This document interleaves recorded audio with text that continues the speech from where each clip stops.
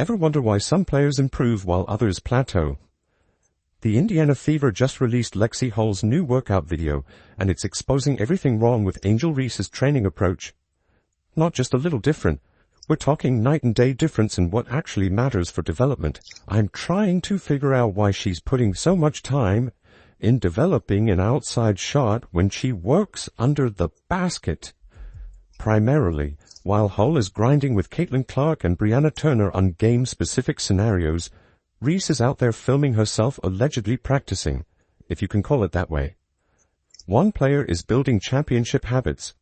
The other is building an Instagram highlight reel that has nothing to do with her actual role. Let's break down why this matters so much for both their futures and how Reese's practice is being put to shame. Stick around because we'll reveal a shocking statistic about Hull and Reese that'll put Reese in her place. Have you seen what's happening with Lexie Hull's training? The Indiana Fever just dropped a video that's making waves for all the right reasons. Unlike those flashy, overproduced workout videos flooding social media, we're looking at you, Angel Reese. Hull's training footage shows something refreshingly authentic. Actual basketball development with real purpose. What jumps out immediately is how purposeful every drill appears. Hull isn't working out alone. She's alongside Caitlin Clark and Brianna Turner, running through specific sets designed to enhance their on-court chemistry. This isn't random shooting around. It's a calculated approach targeting precisely where Hull struggled early last season. The Fever's implementation of a motion offense, or what some would call as read and react, is front and center in Hull's training regimen. If you're unfamiliar, this offensive system thrives on continuous player movement and strategic cutting to create scoring opportunities, and Hull's workout directly addresses the skills needed to excel within this framework. You can see her perfecting her catch-and-shoot technique, running through screenplays, and working on movement patterns that will get her open looks next season. Her training focuses on 3 critical areas that perfectly complement her role. Fundamental shooting mechanics, with that textbook high release point, screen and cut actions with emphasis on finishing at the rim, and developing a reliable mid-range game, including floaters. What makes this approach particularly smart is how it aligns with Clark's playmaking abilities. Hull is practicing exactly the shot she'll get when Clark draws defenders and creates passing lanes. The Fever coaching staff seems to have dissected Hull's performance data carefully. If you watched last season, you probably noticed how Hull's shooting efficiency and overall impact spiked dramatically after the Olympic break when she earned more consistent minutes. This training video shows they're doubling down on what worked, refining the skills that transformed her from bench player to key contributor. What's striking about the footage is its substance. No gimmicks, no flashy music overlays, no unnecessary props or stunts. Just athletes grinding through repetitions of game-specific scenarios they'll face next season. It's basketball work in its purest form, focused on translating directly to actual game situations. One of the reasons, other than the defense she plays and getting her hands on balls and all the other stuff Lexie does, that makes us absolutely cheer for her and appreciate her, it's that she does it with such joy. Joy, the 3-letter word that is so huge in sports, and we don't always see that in people, but there's that joy on her face. You can't miss Hull's evident joy throughout these workouts. She's consistently smiling and engaged, clearly loving the process of improvement. That positive mindset isn't just nice to see, it's a crucial ingredient for player development. When athletes genuinely enjoy their training, they're more likely to put in the extra work needed to make significant strides. This strategic approach to training helps explain why Hull improved so dramatically as last season progressed. By focusing specifically on skills that directly translate to her role in the Fever system, she's positioning herself to be more than just a role player. She's becoming an essential piece that makes the entire offense more dangerous, while Lexie Hull transforms into a perfect system player through targeted development. Across the league, we're witnessing the basketball equivalent of someone practicing their violin skills for an upcoming piano recital. Let's flip the script and look at Angel Reese's training videos that have Chicago Sky fans scratching their heads. When a 6'3" post player who shot 18% from beyond the arc last season dedicates her off-season to becoming the next Steph Curry, instead of fixing her 44.5% finishing rate from within 5 feet and 39% overall, you've got to question what's really going on. Basketball is a game of roles. Each player has a specific job within their team system. Hull has embraced her role as a movement shooter who creates spacing and opportunities within the Fever's offense. Reese, meanwhile, is supposed to be an interior force and elite rebounder for the Sky. But when you watch her training videos, you'd think she was trying out for a completely different position. Chicago Sky fans aren't staying quiet about it either. Social media has been flooded with comments like, "Why is she working on threes when she can't make a layup?" This sentiment captures the frustration of watching a player ignore her most pressing development needs. Another fan pointedly observed, "Is Reese trying to be Steph Curry or Caitlin Clark?" The contrast couldn't be more telling. The numbers tell an even more fascinating story. Did you know that nearly 40% of Reese's rebounds come from her own missed shots? That's not a typo. Almost half her rebounding stats stem from cleaning up her own misses. Instead of working on becoming a more efficient finisher around the rim, which would immediately boost her value, she's launching threes that have virtually no chance of becoming part of her actual game. This disconnect between training focus and on-court role reveals something deeper about basketball intelligence. Players who understand the game at a high level don't just work hard, they work smart. They target skills that directly enhance their specific role within their team's system. When Reese practices three-pointers rather than improving her shooting from within 5 feet, it raises serious questions about her understanding of her own value proposition as a player. The contrast extends beyond just Hull and Reese. Look at Aaliyah Boston's approach with the Indiana Fever, focusing on post moves, footwork, and mid-range shots that directly relate to her role as a dominant center. It's strategic, purposeful development that builds on strengths rather than chasing weaknesses that aren't relevant to her position. Something that Reese can definitely learn from. This fundamental difference in training philosophies explains why some players and teams consistently improve while others plateau, despite apparent hard work.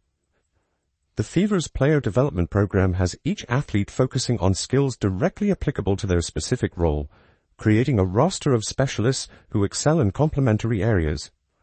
Meanwhile, Reese risks becoming irrelevant soon, dabbling in perimeter skills while neglecting the interior fundamentals that would make her truly dangerous, trying to hone her skills after what can only be described as one of the worst shooting seasons anybody's ever seen in the history of basketball.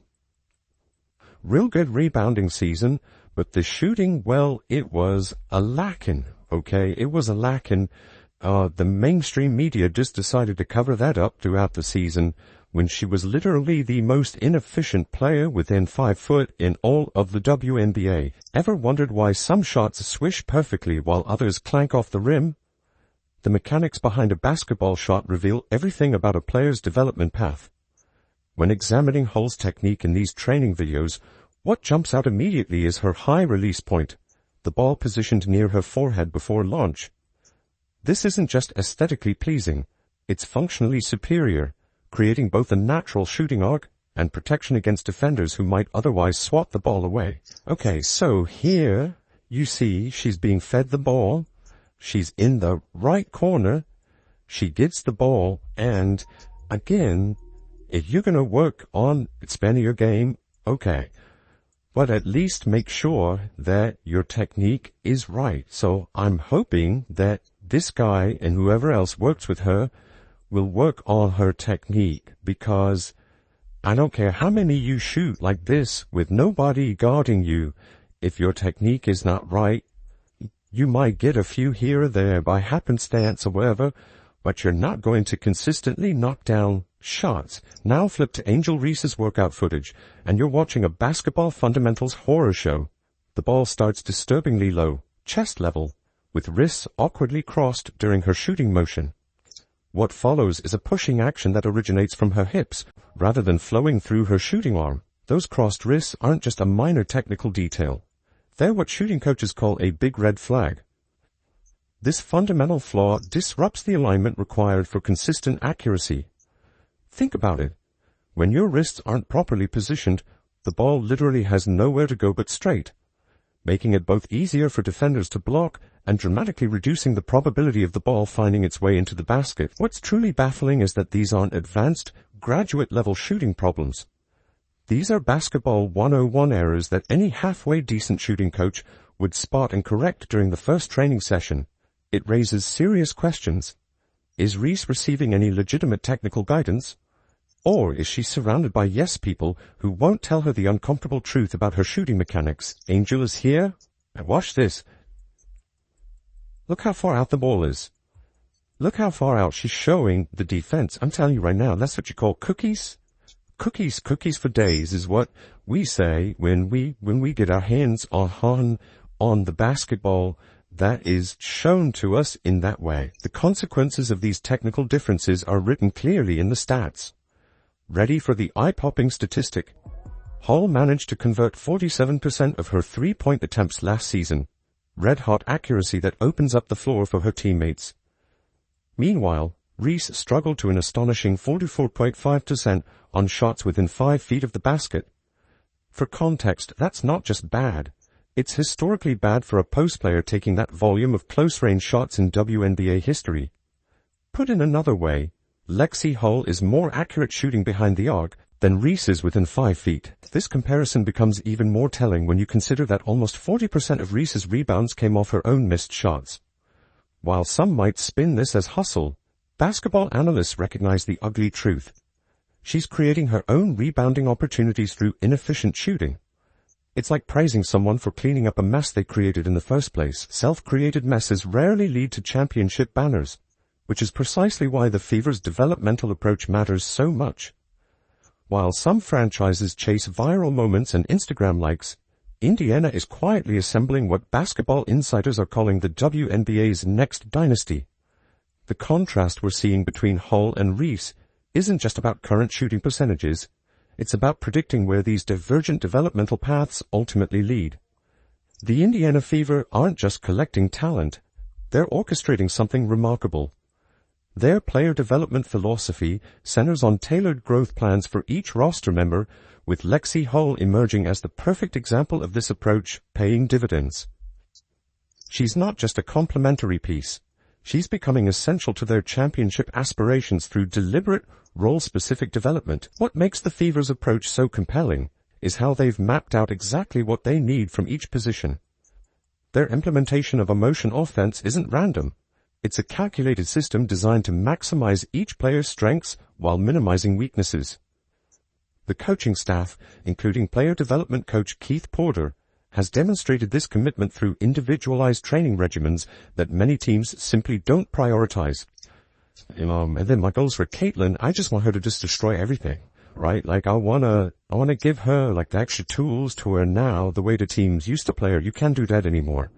You can't force her to take these shots. So now what do? You just gotta he's gotta take these points and just get on the other end, right? So that's my goal. I want her to just feel super comfortable in every scenario, every coverage, whatever it is, and just destroy teams, right? Goals ultimate champion. Sydney Colson highlighted this organizational difference in a recent interview, emphasizing the team's collective hunger for victory and noting that veteran leadership combined with developing talent creates an ideal environment for the team to flourish. Colson even went as far as predicting that 2025 could be a special season for the Fever, telling words from someone who understands winning cultures. Basketball analytics specialists increasingly point to Indiana's methodical construction as the blueprint for sustainable success. By focusing on skill enhancement that directly translates to specific roles rather than generalized talent acquisition, they're building cohesion that transcends individual star power. This stands in stark contrast to teams built around players with misaligned skill sets or unclear responsibilities. Look deeper at Hull's development trajectory, and you'll notice it's not an isolated success story. It's part of a systematic approach. When the Fever's coaching staff develops Hull's perimeter shooting and off-ball movement, they're simultaneously enhancing Clark's playmaking opportunities, Kelsey Mitchell's cutting, and creating space for Aaliyah Boston's interior dominance. What's particularly fascinating is watching how the Fever's customized development plans differ from player to player. While Hull works on specific cutting patterns and catch-and-shoot scenarios, Boston's training focuses on post footwork and defensive positioning. There's no one-size-fits-all approach. Each player receives guidance tailored to maximize their specific contributions to the team's success. That's why basketball forecasters increasingly see Indiana as the league's next powerhouse. When each player understands and embraces their role while continuously improving the skills most crucial to that role, championship contention becomes inevitable. Teams with greater raw talent but less role clarity often hit a ceiling that well-constructed teams break through. The tale of two trajectories couldn't be clearer. What we're witnessing with the Indiana Fever's investment in Lexie Hull's development isn't just smart, it's championship planning. Meanwhile, the Chicago Sky's approach with Angel Reese raises serious red flags. Without a clear developmental strategy, Reese risks becoming another cautionary tale of unfulfilled potential. It's not about natural talent anymore, it's about the systems around these players. When the 2025 season tips off, don't be surprised if the gap between these two teams will widen dramatically.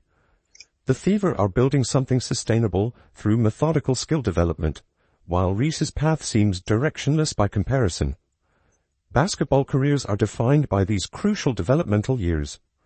One organization is treating this like science, the other like a social media campaign. The results will speak for themselves soon enough.